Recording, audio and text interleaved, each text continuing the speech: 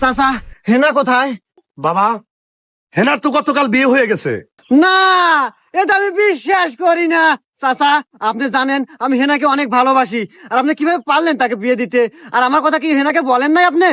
আহা বাবা, বোঝো না কিসে রে? আমি তো হেনাকে বলছি, হেনাও তোমাকে ভালোবাসে, কিন্তু তুমি বলে আমার মেয়েকে একটা মেকআপ বক্স কিনে দিতে পারো না। এইভাবে অপমান চাচা, এটা আমি মানতে পারছি না।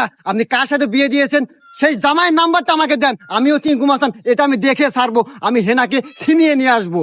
আহা বাবা, বোঝো না কিসে রে? এও কথা আমি আমার মেয়েরে বলছিলাম যে সিংকু মাস্টারের সাথে যদি ঝামেলা করস, পরিবর্তে একটা ঝামেলা হবো। ওর স্বামী কি বলছে জানো? কি বলছে?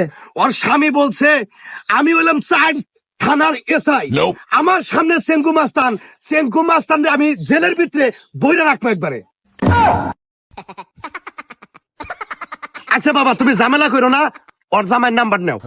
হ্যাঁ, না চাচা থাক গিয়া, নাম্বারটা আমার লাগবে না, আমি দিয়ে ছাড়বো, সমস্যা নাই। নাম্বার চাই।